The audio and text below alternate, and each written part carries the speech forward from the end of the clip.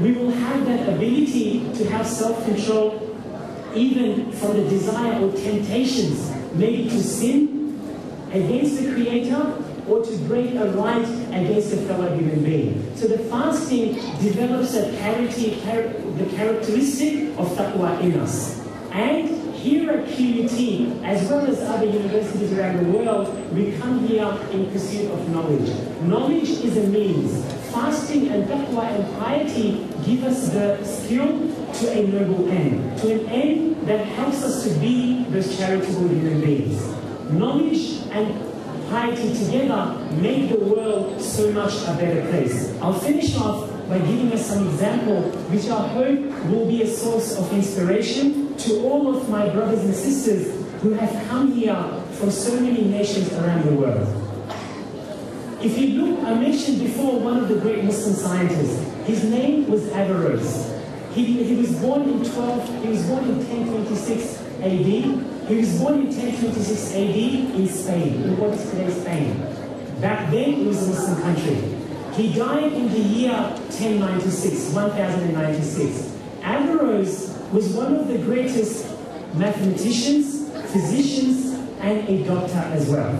His book, known in Arabic as Al-Kulliyat fi Tibb, it's known and translated into Latin and Hebrew, as I mentioned before, as an encyclopedia of medicine. Averroes was a model of pursuit of knowledge. But what's interesting about Averroes that many amongst us may not know, but is truly inspiring for every one of us, is Averroes was also a model of piety.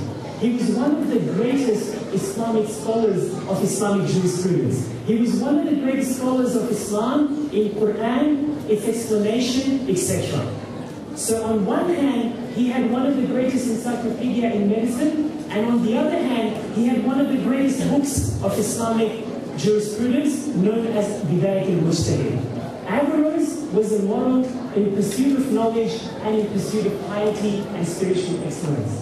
So as I finish off, I would like to encourage my brothers and my sisters that like Averroes before us, like Avicenna before us, like Ibn Nafis before us, let's follow in their footsteps, combine between the pursuit of this knowledge based on piety, which is what we are here to develop in the month of Ramadan. And I'd like to finish off with an example of someone who is very close to my heart, someone I know who comes from a country where I was born in India. This person, a Muslim person, who right now, he would be fasting. Sure, he's not at QUT learning, because when we were kids, he already acquired his degree, he already got his degree in medicine. Now, as a qualified doctor, him and his wife, in one of the villages in India, they have a medical practice. This medical practice has now been functioning for as long as I have been alive in this world. In that medical practice, in their village, people obviously cannot afford medical treatment paying the full price. They have their practice doors open all the time, during the day and during the night, for any of the poor people from the street to walk in for just a small little price.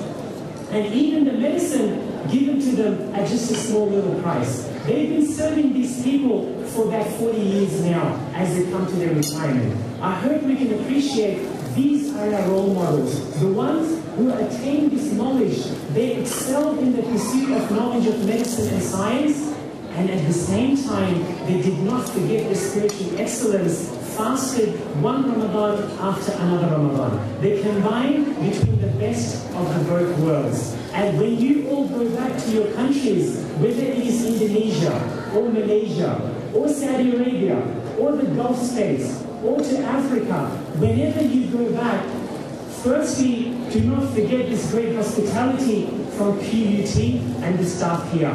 And secondly, do not forget the great heritage of pursuit of knowledge and charity that is the heritage of Islam and of Ramadan.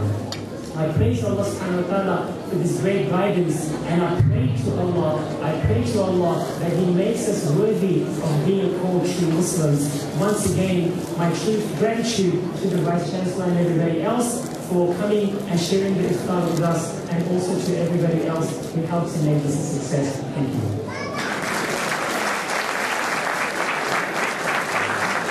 Thank you very much for that. That was a very inspirational speech now, wasn't that? I can see from the majority of the faces in this room that all of you are feasting on the food right now. So before we proceed in unleashing the lions themselves, I would like to invite our special guests, the VIPs, to have the first pickings of food. If you may.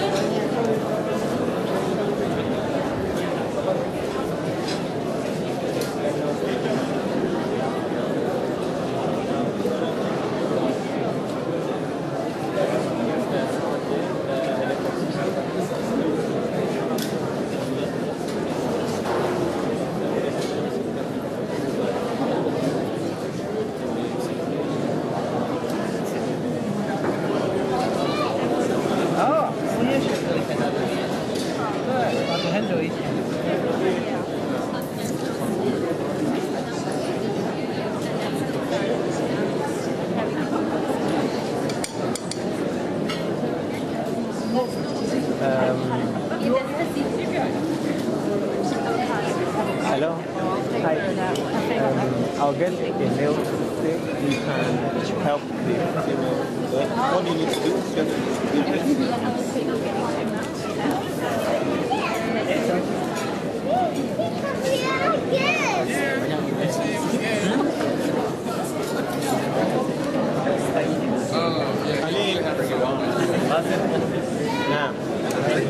What? Graham? Ladies and gentlemen, as you are queuing up to feast on the lovely looking food, my goodness, I'm getting hungry just standing here. I would like to make a quick announcement in regards to the celebration of the Eid in Kelvin Grove. The residents of Kelvin Grove would like to invite you on Saturday, the 11th of September 2010, which we hope that will be the first day of Eid. They would like to invite us all to celebrate with them in Kulgun Park. That's spelled K-U-L-G-U-N, Kulgun Park in Kelvin Grove, from 9 in the morning till 1 in the afternoon. So, if you've got no plans, and if you feel like doing something very different, please feel free, come visit us at Kulgun Park in Kelvin Grove. There'll be plenty of things to do, there'll be plenty of food. There'll be children's activities, more than just running around. And there'll also be